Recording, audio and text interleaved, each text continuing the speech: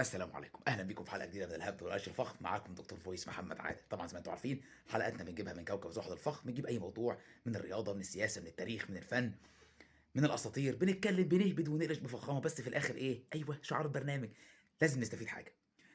لما يحصل اي خناقه او اي عركه بين اتنين بني ادمين، اتنين عاديين، او الدنيا تكبر شويه ما بين مثلا عيلتين ولا حاجه، او تكبر اكتر اكتر وتبقى صراع ما بين دول هنا وهنا، الدنيا بتبقى صعبه قوي ومتشعبه. ولازم تعرف سبب الخلاف دوت جاي منين عشان تفهم الصراع ده اصلا ماشي ازاي، وايه العوق والخناقه والعركه اللي انت شايفها دي ماشيه على ايه. باختصارا كده انا النهارده هقول لك ايه سر العركه والخناقه اللي انت شايفها ما بين المغرب والجزائر، اللي كانت اصلا بسبب يلا بينا. المغرب استقلت الاول سنه 1956، في 2 مارس استقلت عن فرنسا، وفي 7 ابريل استقلت عن اسبانيا. تمام. الجزائر بقى استقلت امتى؟ سنه 1962 في 5 يوليو. واحد من اللي بيسمع يقول لي ايه؟ طب ما باينه ايه؟ واضح قوي ان الجزائر غلت من المغرب عشان المغرب استقلت الاول وحصل شويه دربكه كده وسواد، ها صح؟ اسكت، سيبنا كمل ماشي. حلو. بعد ما الجزائر استقلت سنة 1962 كان في بقى حوار كده قبل حوار الاستقلال كده بشوية، وكلام رايح جاي على موضوع هنعرف أوله من آخره دلوقتي، وإيه سبب العركة اللي إحنا فيها دي بالظبط. بص بقى يا سيدي، الاستعمار الفرنسي الأسباني لما جه حط على المنطقة بتاع المغرب العربي سنة 1912، طبعا كان واخد المغرب والجزائر على بعض حتة واحدة، وساعتها رسم حدود، ولكنها كانت حدود زي ما تقول كده كروكي، اي كلام، كل شيء كان مبهمه، ما تفهمش اوله فين من اخره فين، بس المنطقه كلها كانت بتاعتنا وتمام وزي الفل، ما فيش اي مشكله. وجه على منطقه في النص هي منطقه الصحراء الغربيه، وراح جاي عامل لها حدود راسمها كده اي كلام. دي منطقه غير مأهوله بالسكان، صحراء ما فيهاش اي حد خالص، اعتبرها منطقه ملهاش لازمه، فحطها ورسم لها حدود مبهمه وغير واضحه بالمره تماما، ولا فيها اي معلم من المعالم تبين لك بالظبط ماهيتها وحدودها من اولها فين لاخرها فين. طب ماشي، واحد هيقول لي طب هي منطقه كده كده ملهاش لازمه، ايه لازمتها بقى وايه لازمتها اصلا في العركه؟ هقول لك بقى يا سيدي. بعد المغرب ما استقلت الاول وفلتت، الاستعمار فاضل له مين؟ فاضل له الجزائر. فلما جه خلع من المغرب وبقى الجزائر بس، راح جاي راسم الحدود تاني في ثانيه وضم ليها المنطقه اللي ملهاش لازمه دي، اللي هي منطقه الصحراء الغربيه، وبتضم ولايتين او مدينتين، تندوف وبشار، على الحدود بالظبط. وراح جاي واخدهم كده على جنب ودخلهم في الحدود الجزائريه اللي هو رسمها لما المغرب خلعت، وبقاش قدامه بس غير مين؟ غير الجزائر. واحد بقى هيجي يقول لي دلوقتي طب ما كده العمليه باينه، النوش عرفنا جه منين؟ لا ده في خناقه دلوقتي على حته ارض ومش عارفين هي بتاعت مين، هنا ولا هنا. طب العلاقات اصلا كانت ماشيه ازاي بعد استقلال المغرب وحته رسم الحدود اللي خدها الاستعمار وتحتها معاه وراح بيه ناحيه الجزائر؟ العلاقات كانت جميله، كانت زبادي خلاط. حتى الملك محمد الخامس ساعتها كان بيدعم الثوره الجزائريه سياسيا وعسكريا وزي الفل، ورفض ان هو يتدخل ويطلب اي حاجه ويتكلم في مشاكل الحدود لحد الثوره الجزائريه ما تتم والجزائر تاخد استقلال. طب تمام، امال ايه بقى اللي حصل؟ اللي حصل بقى يا سيدي كالتالي. بعد المغرب ما استقلت والدنيا تمام والملك محمد الخامس رفض ان اي تدخل او يتكلم في اي حاجه من المواضيع دي، جه في 7 يوليو سنه 1961 المملكه المغربيه قابلت السيد فرحات عباس رئيس الحكومه الجزائريه المؤقته، وقالت له بص يا عم فرحات، احنا مش هنطلب حاجه دلوقتي، احنا عايزين نتفق ان احنا نعمل قعده عشان نحل المشكله بتاعه منطقه الصحراء الغربيه ومنطقه تندوف وبشار اللي هم على الحدود. يعني كل اللي عملوه انهم طلبوا ان هم يتفقوا انهم يعملوا قعده، ولكن احنا مش هنعمل اي حاجه لحد الثوره الجزائريه ما تخلص والجزائر تاخد استقلالها. طب تمام وزي الفل، خلصنا والجزائر استقلت سنه 1962. ايه بقى اللي حصل؟ اللي حصل يا سيدي ان الملك الحسن الثاني ابن الملك محمد الخامس بعد ما توفاه الله راح وعمل زياره في 3 مارس 1963، وقابل مين؟ قابل احمد بن بله، واحد من زعماء طبعا الثوره الجزائريه زي ما انتم عارفين، حتى تم ذكر اسمه في فيلم جميل ابو حريد. وقال له بقى احنا جينا اهو سنه 63 والبلد استقرت والثوره نجحت وتمام التمام، عايزين بقى نفكرك بالاتفاق اللي اتفقناه مع عم فرحات عباس ونقعد نعمل القعده بتاعه مشكله الحدود ومنطقه الصحراء الغربيه. وهنا بن بله قال ان البلد لسه خارجه من ثوره ومدعكه، وان البلد محتاجين نبني فيها المؤسسات ولسه قدامنا كتير، فيا ريت ان احنا ناجل شويه. ساعتها بقى كان حصل معارضه داخليه مع حسين ايات اللي كان موجود في الثوره الجزائريه مركز قاده الثوره مع احمد بن بله، وحصل شويه مناوشات بينهم، وان بن بله مستقل بالحكم وان هو راجل متسلط والكلام ده كله، وحصل صراعات وتفككات في الجبهه الداخليه جوه الجزائر دخلوا فيها المغرب في النص ان هي سبب، ومؤيده مين؟ مؤيده حسين ايات، وده طبعا قلق بن بله وزعله. المهم يا سيدي ان الملك الحسن الثاني بعد ما خلص الزياره ورجع حتة المفاوضات وإن إحنا نتكلم عن الحدود قُوبلت بالرفض التام من الجبهة الجزائرية والشعب، وقال لك إيه، قال لك إن إحنا عايزين نحافظ على حدودنا وبلادنا اللي إحنا استرديناها بالثورة ودم الشهداء، وإن دي حدود موروثة من الاستعمار لمّا فرنسا جات زي ما قُلت لك وخلعت من المغرب، رسمت الحدود تاني كروكي وضمِّت المنطقة دي وزحزحتها شوية وخدتها معاها ناحية الجزاير، وتم الرفض التام على مسألة مناقشة الحدود ولا في فرحات عباس ولا غيره. بعد زيارة ملك المغرب ما انتهت وبن بيلا رفض الجزء بتاع إن إحنا نقعد ونتفق ونشوف مسألة الحدود رايحة فين وجاية منين، هنا بقى بدأ الإيه، بدأ النوش وبدأ الإيه، التحرُّش العسكري والصراعات، على الحدود أدي المغرب أهي وأدي الجزاير أهي، بدأ في قلق، في مناوشات، في تحرُّش عسكري من هنا ومن هنا، إلى أن حدثت الكارثة وبدأت المواجهات والحرب المباشرة الفعلية، وفعلًا وقعت كارثة حرب الرمال.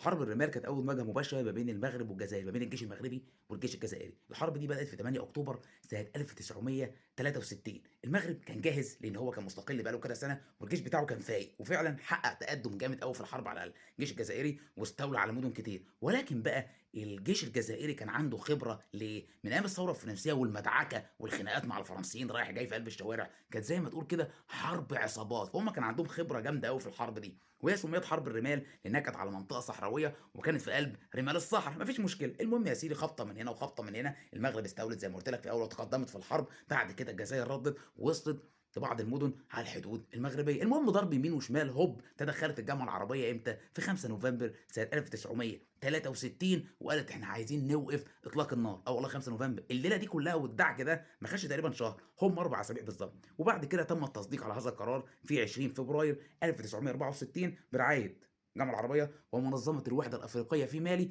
وتم وقف إطلاق النار وانتهت حرب الليمال ما بين المغرب والجزائر. واحد بقى دلوقتي حلو كده من اللي بيسمعه بيقول لي إيه، يقول لي: "يا عم حرب إيه؟ ده كانت عركة، ده الواحدة من دول لمّا بتغضب من جوزها بتخبط لها شهر والّا 2 والّا 3 عند أهلها والدنيا بتتحل، الدنيا مشيت في 4 أسابيع و28 يوم." لأ، اسمح لي أقول لك بقى إن حرب الرمال كانت كارثية.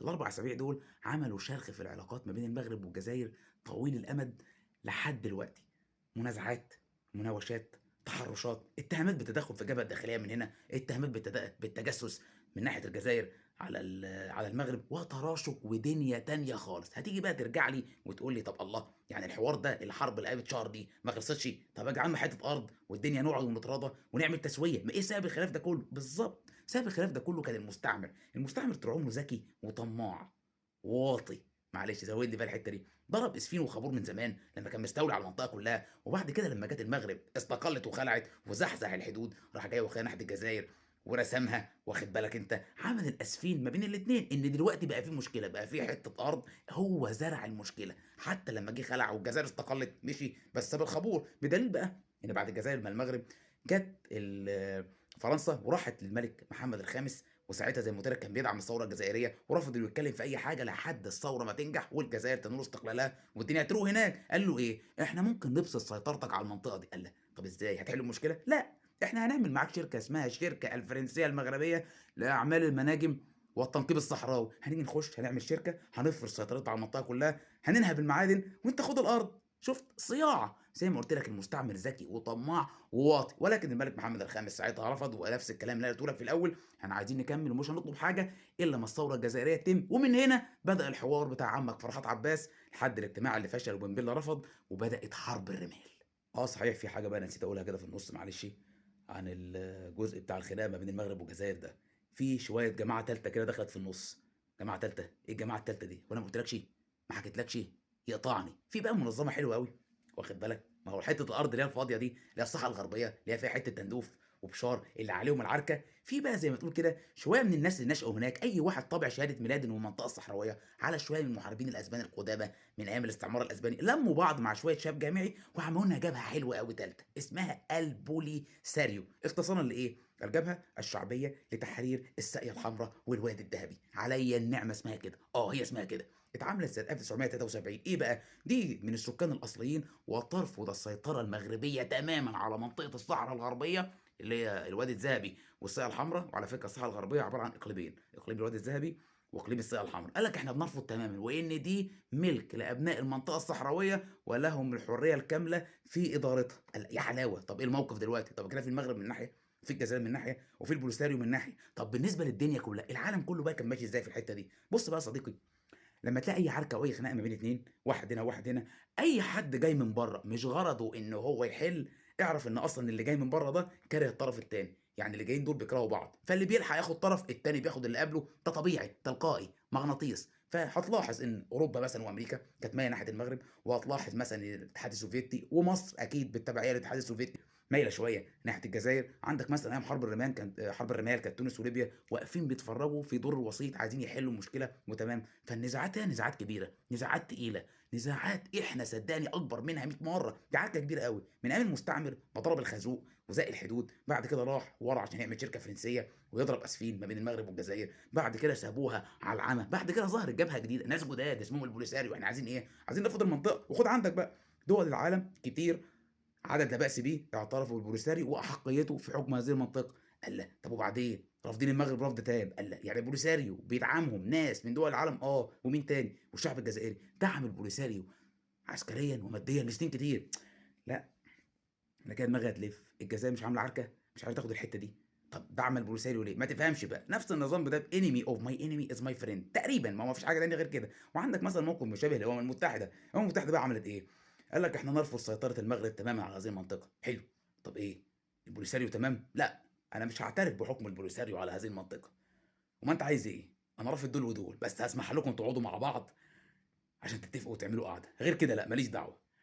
يا اخي بحه من الكلام اللي انا قلته وحكيته، على فكره بحكي مختصر عشان اوضح لك فيه العركه اللي انت شايفها والكلام اللي انت بتشوفه كله ده على النت، وبوستات اللي هنا والكلام اللي هنا والتراشق والكلام ده كله والتحرش زي اللي انت فاهمه في كل الجوانب. شرحت لك العمليه كلها كانت ماشيه ازاي. العمليه مش واحد كاره التاني، لا ده اسفين، اسفين بيتضرب من حد كبير قوي طماع وذكي وقرر تاني ان هو واطي، بيرمي الهلب والخازوق وبيسيبه، واحنا بقى نقعد نضرب في بعضينا. بدليل بعد كده ان زي ما قلت لك ان القوه اللي ساندت دي واللي ساندت دي هم اصلا بيكرهوا بعض، والامم المتحده واقفه في النص، لا بوليساريو ولا جزائر، والجزائر موافقه جدا على نظام البوليساريو، ما فيش عندي اي مشكله، ما فيش اي حاجه. عشان كده بقول لك ان حرب الرمال اللي انت مستهتر بيها اللي قعدت 4 اسابيع اقل من عركه واحد مع مراته في اي حته ارياف عندنا كده ولا حاجه، عملت تداعيات بنت 60 في 70. يعني عندك مثلا علاقات متوتره، تحرش سياسي عسكري اقتصادي. الجزائر منعت الغاز عن المغرب، منعت التاشيرات، اتهام بتدخل في الشؤون الداخليه، اتهام بالتجسس، قطع العلاقات تماما سنه 2021، انهيار الاتحاد المغرب العربي 1989.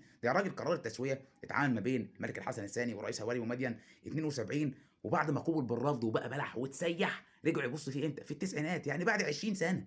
واحد بقى يجي يقول لي طب الليله دي كلها خدها فين؟ الحته اللي في النص دي ما بين البوليساريو من ناحيه وبين المغرب من ناحيه وبين الجزائر من ناحيه، الدنيا ماشيه ازاي؟ اخر حاجه ان مجلس الامن في هذه الشهور والايام القليله قال لك احنا ان شاء الله هنعمل اتفاقيه وهدنه عشان نحدد المنطقه دي رايحه فين ومين اللي هيحكمها، ولكن البوليساريو رافضه تماما ان اي حد يتحكم ورافضه وجود السلطات المغربيه، وفي نفس الوقت الجزائر فعلا بتدعم البوليساريو وترى احقيه هذا الشعب الصحراوي بتاع الساقيه والوادي الذهبي في حكم نفسه وحكم هذه المنطقه حكم المستقل. الجزائر الجزائر ليه؟ معرفش، متسنيش.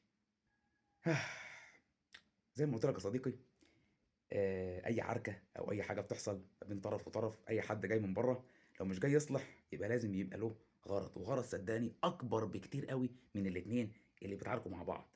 انا اتمنى الموضوع ده يخلص، واتمنى ان العركه دي تخلص. وطبعا احنا شفنا بلاوي كتير، ده حتى في اخر حاجه في الكان بتاع افريقيا، الكان كان معجنه، واخد بالك؟ ده كان في بلاوي. فاتمنى والله ان الدنيا دي تخلص. وانا يعني في ناس بتسمعني على فكره من هنا من المغرب ومن الجزائر بحكم الانمي والدوبلاج اللي انا بعمله، لان هم تقريبا اكتر اتنين لهم شعبيه في مشاهده الانمي تقريبا في الوطن العربي كله. فانا والله بعرف ناس من هنا زي الفل، واعرف ناس من هنا يعني زي الفل، واتمنى ان الموضوع ده يخلص وما نبصش تحت رجلينا، نشوف السبب الاصلي ايه ونحكم على اساسه. ما دام السبب ان انا مش كارهك وانت مش كارهني، يبقى تعالى على اللي في النص، لو قفشته هتحل الموضوع. ما دام احنا الاتنين مش كارهين بعض، واي حد بيخش في النص لو مش جاي يصلح يبقى اعرف ان هو له مصلحه. ركز. اتمنى يكون الحلقه النهارده عجبتك ولميت لك فيها الموضوع ده كله بطريقتنا الخفيفه الجميله المهلبيه الخزعبليه. لو عجبتك الحلقه اعملها لايك وشير، ما عجبتكش اعملها برضه لايك وشير، اطلع كده الحلقه اتفرج عليها هتنزل كده مش هتلاقي حاجه. دي اخر حلقه، كان معاكم دكتور فويس محمد عادل وحلقه جديده في شرح الصراع والعركه ما بين المغرب والجزائر والبلوصار في النص. انا شايف ان احنا نراضيهم بقرشين ويطلعوا بره الليله دي خالص. السلام عليكم.